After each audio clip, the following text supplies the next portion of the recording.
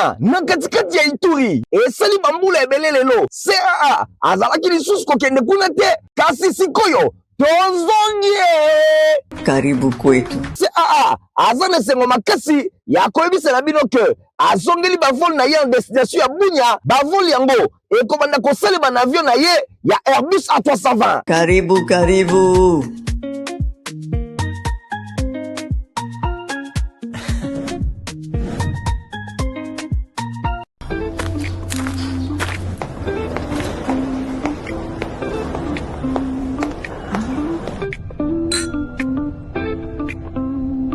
Reprise ya vol CAA na Kolwezi et zongi déjà à partir il y a le 13 avril 2026. Bon réserver déjà ma place na bino.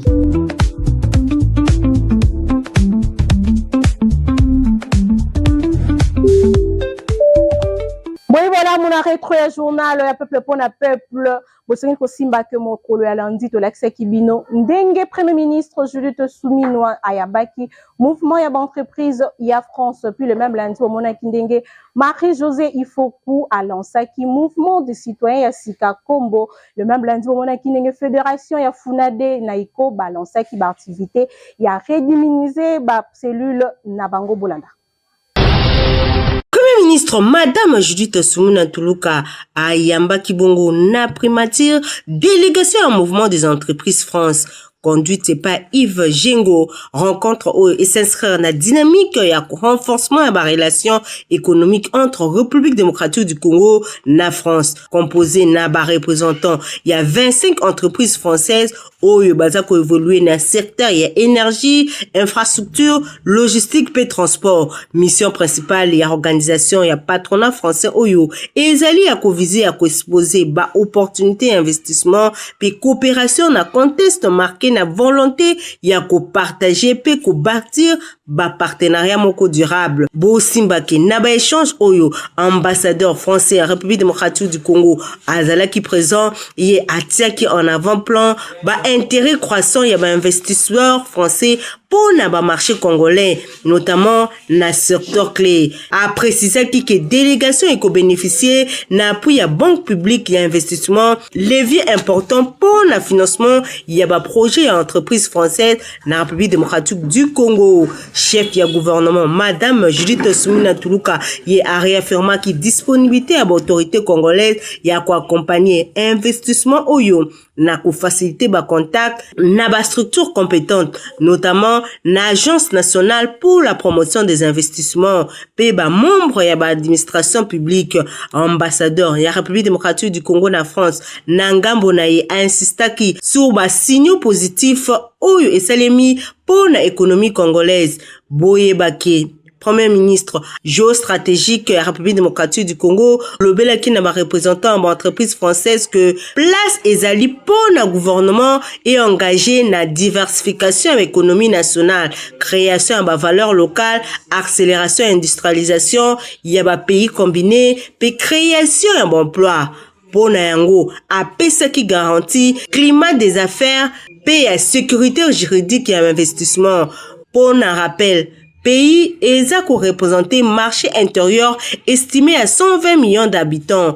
Offre ezali pour un espace régional, il y a environ 400 millions de consommateurs grâce à 9 pays frontaliers. Na optique oyo, Premier ministre a associé qui rencontre plusieurs membres clés et gouvernement, notamment vice-premier ministre, ministre en charge de transport, ministre économie, ministre à plan, ya finance, et commerce extérieur, mobilisation institutionnelle oyo, et ezali ko traduire volonté et succès à réforme et entreprise na ba autorité congolaise, afin de construire cadre attractif pour l'investissement étranger, conformément à pilier à Liboso, il y a programme d'action à gouvernement.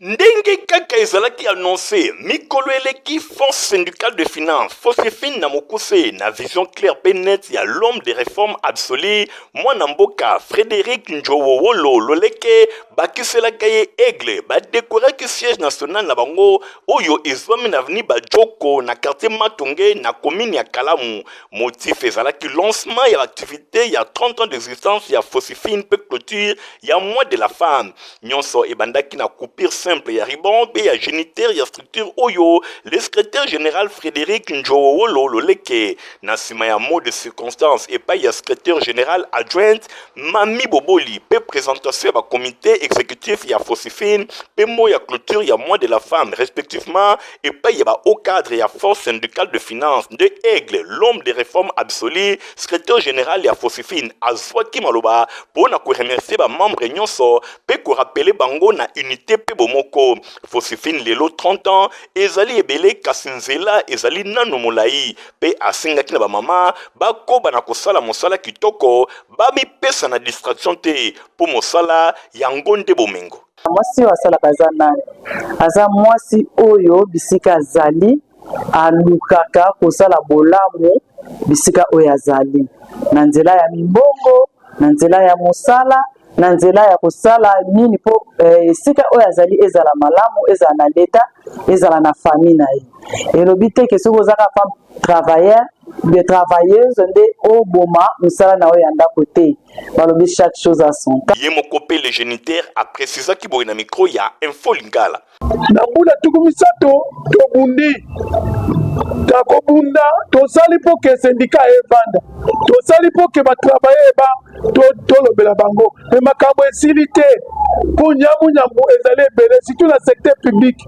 po banda organiser baélection unique syndicat oyo aza koréclame ke élection ezala po ke badélégué oyo ezali na mandat ya base bakoka kolobela basali ya leta ezala kosalema te yango nde chemin de bataille na biso pour que sango moto oza na mandat oza na makanisite esengeli ke nalobela basali malamu pour que lobi okuna to lobi après musala bazala malamu bosimba pe boyeba ke awa Fosifine a lancé l'activité na ya célébration il y a 30 ans d'existence et kozala clôturé na mois d'octobre Fosifine Libanga Fosifine Béton Frédéric Njowolo Loleke mboka oyo Congo eza na bosenga na yo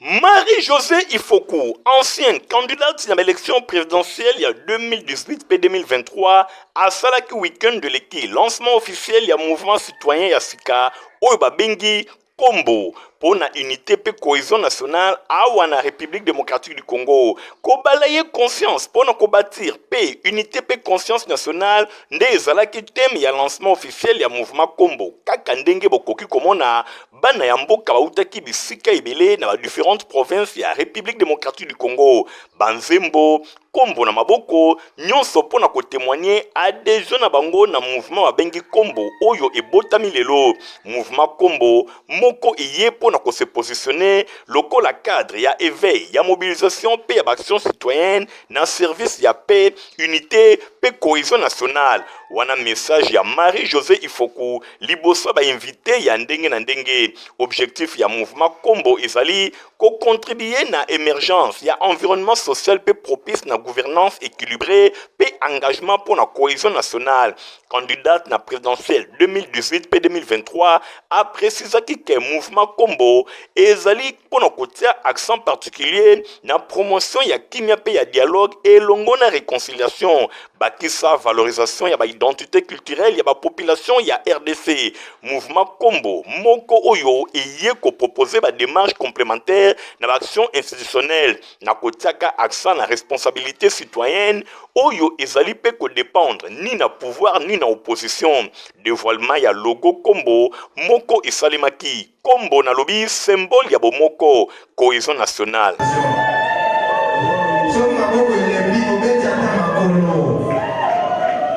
Pendant mardi, Bosengeli Simba que plénière et Salamaki Bongo, na Assemblée nationale, ba député ba votaki rapport ya commission mixte pour na accord ya République démocratique du Congo pe États-Unis d'Amérique pe RDC na Rwanda. Le même lundi, Bomona Kindenge vice-premier ministre économie nationale Daniel Mukoko Samba a Salaki mission na ba poste frontalier ya Congo central Boulana. Na cadre ya mise en œuvre ya ba résolution oyo elobamaki na 3e forum économique entre République démocratique du Congo na Angola, vice-premier ministre, ministre économie nationale Daniel Mukoko Samba asalaki bongo lundi 27 avril 2026 visite de travail na ba poste frontalier ebele ya province ya Congo central. Mission oyo ekambaki mingi na poste frontalier ya Noki oyo ezwami na quartier Ango na Matadi na port ya société congolaise pe ya port pe ya pêche soko pe na Mokuse pe na poste frontalier ya Lufu accompagné na vice-gouverneur ya Congo central Prosper Ntelantam-Bidila pe directeur provincial ya direction générale des douanes et axes DGDA na Mokuse Alain Tendai Lupumba. Vice-premier ministre a visité poste frontalier ya Noki oyo ezwami penepene ya camp ya force navale pour na s'enquérir na ba réalité transfrontalière oyo bango bazali kosala face mingi ba agent ya douane pe ba opérateur économique. Na Matadi akendaki na poste ya Sokope mingi penza ezali moko ya ba port ya ville oyo ezali ko disposer na ba capacité d'accueil ya des navires. Autrefois ezalaki bongo infrastructure et bandaki ko jouer rôle moko ya malonga na approvisionnement ya ba grande quantité ya ba poisson. Na poste frontalier ya Lufu, vice-premier ministre, ministre économie nationale lié à Sololaki na ba service membre ya ordre opérationnel oyo ezali ko fongwa na ba frontière pona kokoba na ba échange elongo na ba autorité angolaise ayambamaki na vice-gouverneur ya province ya Zaïre Angé Lamar ya Botelo de Carvalho Diogo. Na occasion wana Daniel Mukoko Samba atelisi ke feuille de route oyo bayokanaki na gouvernement angolais et ko permettre ko concrétiser ba engagement oyo ezwamaki conjointement mingi na matière ya simplification ba commerce transfrontalier pe ko harmoniser ba procédure douanière pe ba système ya paiement pour na ko faciliter ba transaction financière entre ba opérateurs économiques et ba mboka nyonso mibale pe na lutter contre ba contrebande pe ba pratique informelle. Vice-premier ministre, ministre de l'économie nationale a rappelé que République démocratique du Congo ezali ko partager elongo na Angola frontière moko ya molai oyo ezali ko couvrir 6 provinces mobimba et a souligné importance stratégique ya coopération bilatérale pour na ba développement économique pe fluidité ya ba échanges commerciaux. Mission oyo esukaki na séance ya ba échange elongo na association des déclarants en douane. Pona yango, vice-premier ministre, ministre de l'économie nationale, exhortaki ba membre ba na ko assumer pleinement ba part ya responsabilité na bango na nzela ya respect ya civisme fiscal. Tolongo na mokolo ya mardi tokota bongo na mokolo ya mercredi pona kotalisa bino ke ndenge conseil économique social ezala basalaki bongo plénière na bango pe le même mercredi bomonaki ndenge ba service ya commune ya Kalamu babukaki biloko pe batumbaki biloko nyonso ya bateki ya nzela na quartier Matongi. Président du Conseil économique et social, son Excellence, M. Jean-Pierre Kiwakana Kimayala, a présidé le jeudi 23 avril 2026 dans la salle de plénière de l'institution OYO, séance académique consacrée à la perspective stratégique et au développement rural dans la République démocratique du Congo. Ezalaki animé na ministre ya développement rural Grégoire Mouchali Moutombe rencontre oyo ezalaki na cadre ya travaux ya approfondissement ou ezalaki mené et pas ya conseil pour na renforcer pertinence de la politique publique en faveur ya ba milliers ruraux. Séance académique oyo et permetaki pour na enrichir projet d'avis ya préparation ya commission agridev oyo et bengamin redynamisation ya paysanat en RDC. Enjeu pe ba perspective na nzela na yango ba échange constructif et ba participants oyo ba examinaki ba principaux leviers ya relance ya secteur rural mingi accès na financement modernisation ba pratique agricole amélioration ba infrastructure de base. Président ya conseil na occasion oyo a insistaki mingi na nécessité ya ko formuler ba préconisation concrète pe ba opérationnel oyo ezali susceptible ya ko accompagner efficacement action gouvernementale en faveur du développement rural inclusif et durable. Ebi na ba milliers ba mboka na biso. Bana na biso ba jeune na biso nyonso bakimi. Ba ye na ville. Batu nyonso ba silise ba classe ba nini bazoya kaka na ville. Bakanisi ke na ville nde musala esali nini ezali. bakanisi na ville nde esika radio ezali, télévision ezali, nzela ezali, tout ça. Alors biso sikoyo tolingi po Congo ekende malamu, ministère oyo ezali ministère moko ezali na katikati ya ba ministère ebele. Ebongi tosalisa po te bandeko na biso baza na ville awa. Kanisa kaka bajene mosusu aza na mayele, atangi classe na ye asilisi aza na diplôme na ye malamu, mais aza na ville awa aza na mosala te. Mais soki azongi na milieu rural akoki kozala na biloko akoki kosala. Nde tolingi tobongisa ba condition, tobongisa nzela, tobongisa mai, totia mwa électricité, totala na ba biloko mosusu kotonga bazando, kobongisa ba biloko na ba milieu wana batu bazonga kuna.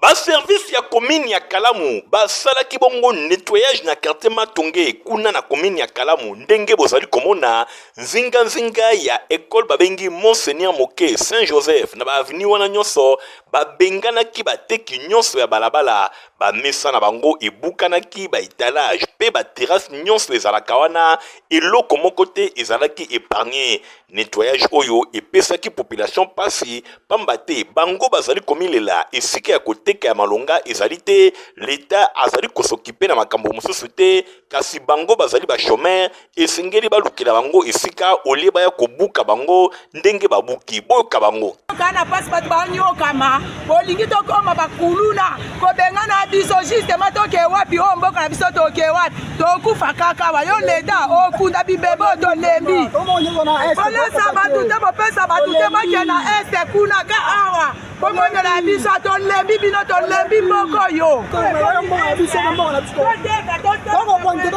bakuluna bokosisa tona miyibi na mboko oyo batu baodebrouye bolinga konyokola biso tokende wapi bopesi biso combien po totika koteka tozovivre na koteka bana biso bakoma bakuluna toza mpasi tokufa mibali toodebrouye eloko mosusu ya pasi pe mawa bazali komilela tango ba service ya maison communale ya Kalamu bazali kobuka kasi likambo etali insalubrité bazali kokipe yango te pamba te botala bino moko kaka sur place wana ba caniveau oyo ezali le long ya Monseigneur Moke pe Saint Joseph ezali boucher ba salité nyonso evandaka kaka wana bango bazali kosenga pe na ba responsable ya commune ya Kalamu basalaka pe assainissement pona kotia bopeto ole ya kobebisa to pe kobuka kaka biloko oyo bateki bazali koteka kasi biloko mosusu bazali kokipe yango te. Mokolo ya jeudi totaisaki bino ndenge plénière esalamaki bongo na Assemblée nationale epai wapi badepute baexaminaki banotion ya défiance contre vice-premier ministre ya intérieur. Le même jeudi bomonaki nde synergie ya basyndicat ya baenseignant et basanganaki na occasion ya le 30 avril pe régie ya fourrière ya ba contrôle technique ya Kinshasa balansaki deuxième phase ya contrôle technique bolana.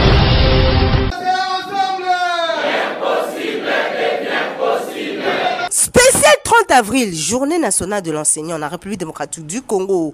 Journée à réflexion, paix et revendication pour la synergie des syndicats des enseignants en République démocratique du Congo. Oesangisi Sinekat, CCT, Siadec, Kofevit, PSIFEPCO. Bas sujet belé le Bamaki na Oetali amélioration à conditions sociales et enseignants, amélioration puis fonctionnement et à l'école, renforcement et formation initiale puis continue.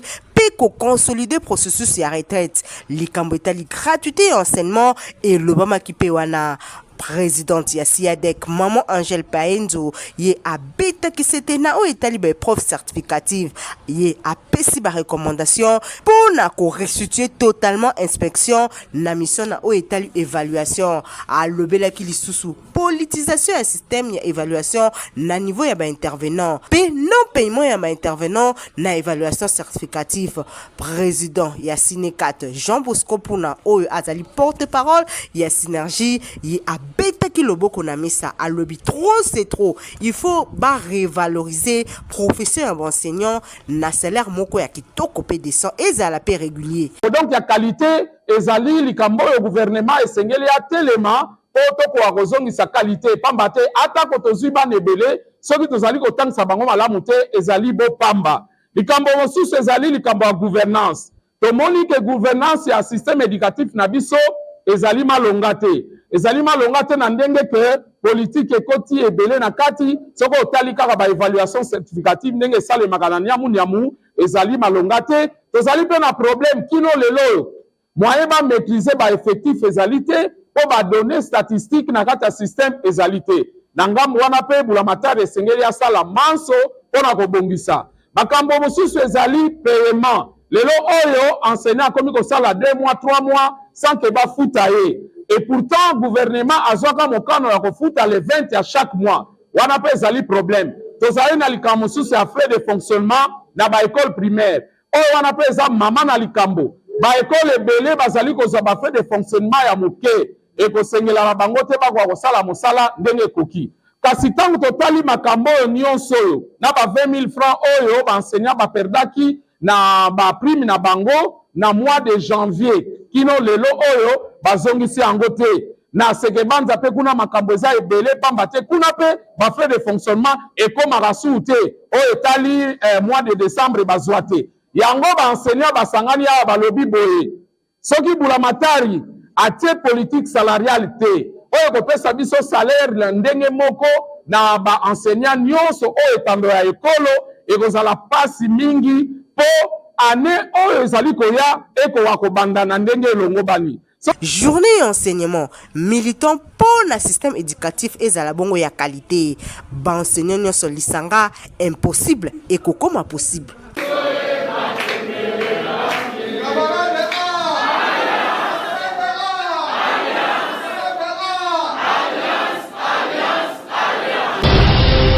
Moi, Namboka Daniel Bumba Lubaki, venant de la ville de Kinshasa, a lancé qui contrôle technique l'année passée.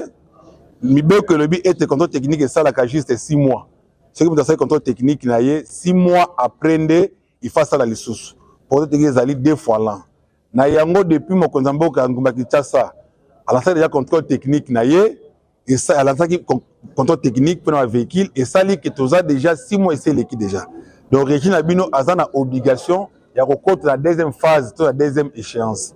En attendant, le gouvernement de Kinshasa, moi, Daniel Bumba Lubaki a lancé officiellement. Régie a bengaki technique, na ba corporation, il y a ba chauffeur, na ba moteur, pour sensibiliser, pour sensibiliser bandeko été, tout ça déjà la deuxième phase de contrôle technique.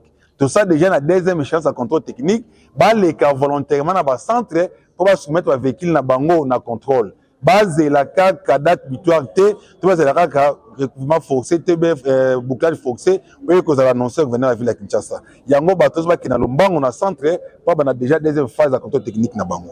Ensuite, ça va vendredi, au moment où deuxième vice-président Yassini a participé à la journée de réflexion autour de la forme électorale, puis un centre de formation ONG Congo Espoir, PESA qui bongo brevet le même vendredi, au moment où Protiva, puis Zali Potopoto Yabana, Nicole Perry comme il est. On s'est fini viva! On s'est fini viva! Viva!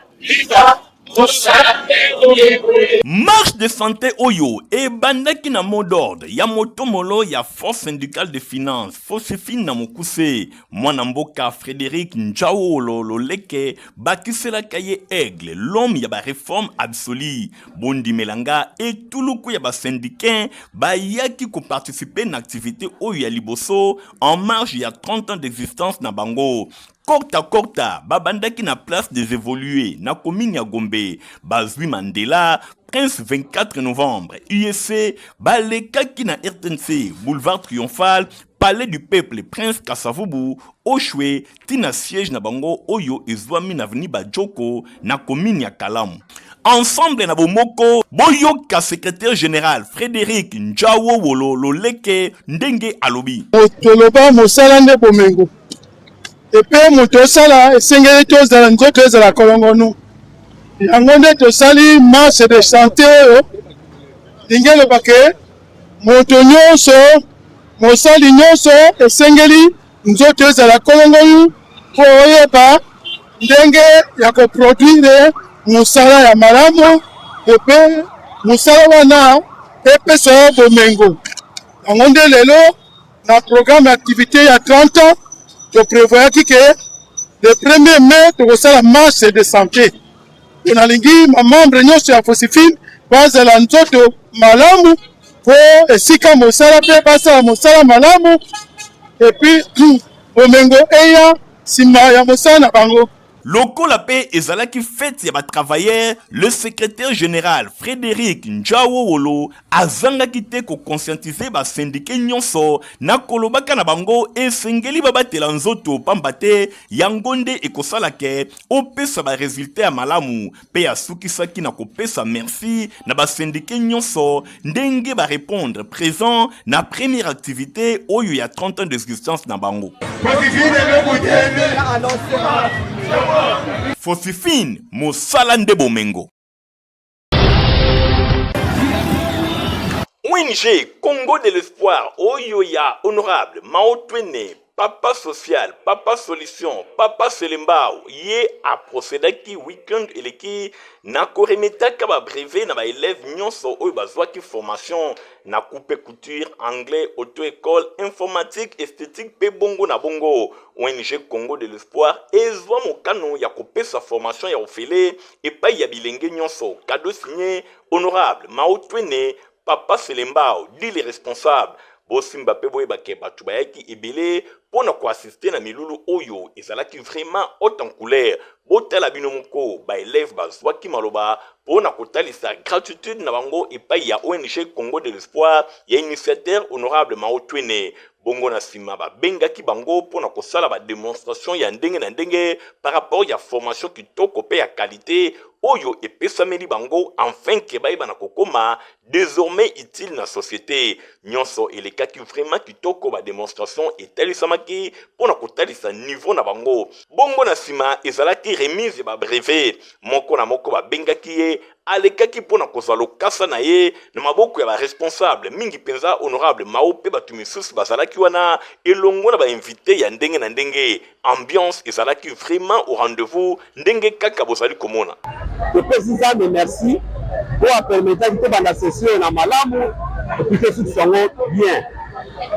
Ya koloba mingi prezate et Jacques se féliciter pour la devoir accomplir devoir la biso to engagement au qui ya accompagner vision et chef de l'État Fatih Beton na cadre ya gratuité ya enseignement et que je profiter pour féliciter ma lauréat na biso e bandimaki kotika ba occupation na bango batana bango po ba koyekola ya ofele et pas na biso na centre ONG Congo de l'Espoir et d'abord que souhaiter bango bonne chance bipai ba kozala bipai ba pays vraiment ba kozala misala po azala biso ici na société et va fierté monene pour na biso et que je sais na ba partenaire nyonso ya mokili mobimba et la monnaie yango est livré bino coupe couture informatique auto-école esthétique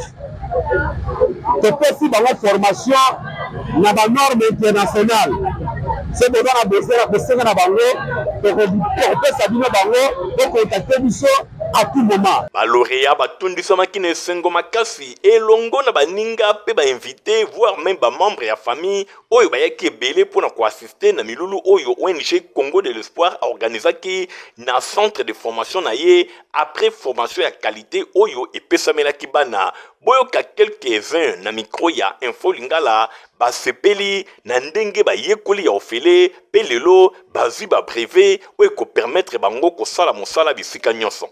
Nasepeli makasi parce que nasatandaki te nango. Bon, premièrement topesa de la biso ma remercie na ONG wa saleli biso. Donc il n'y a pas beaucoup à dire, donc sepeli makasi on a brevet aujourd'hui. C'est ça.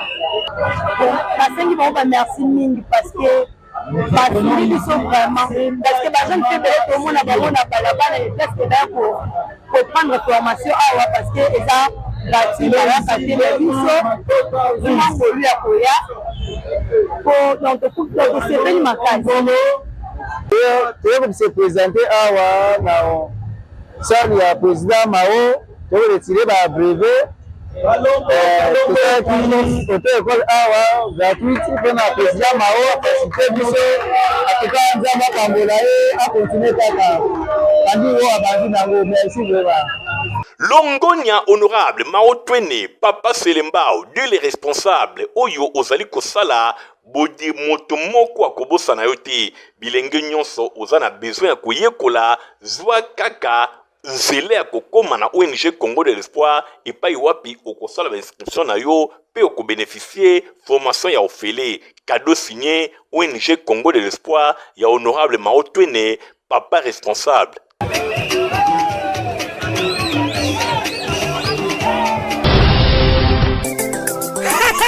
Protivap encore et toujours. Oyo mama bituna tuna aye bakate tirero apesa mwana ye bire. Ebe na santé kitoko boye. Olesaka ye nini?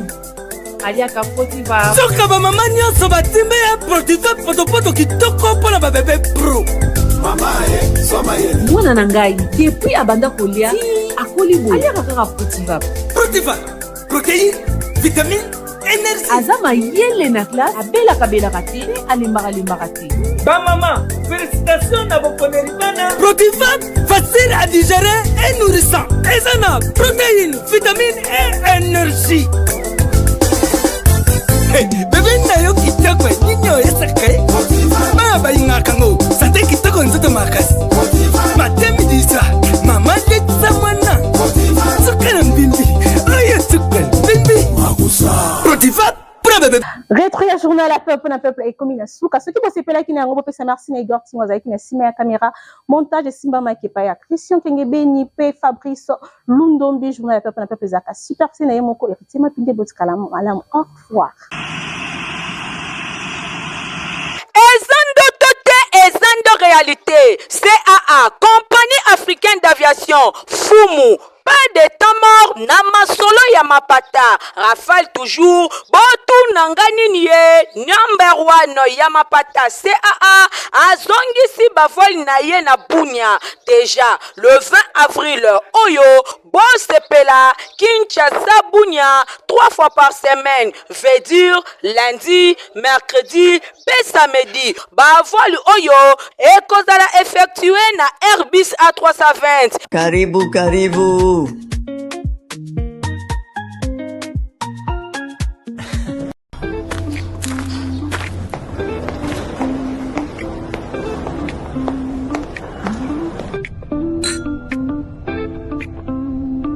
Reprise ya vol CA1 na Kolwezi et zongi déjà à partir il y a le 13 avril 2026. Bon réserver déjà ma place na bino.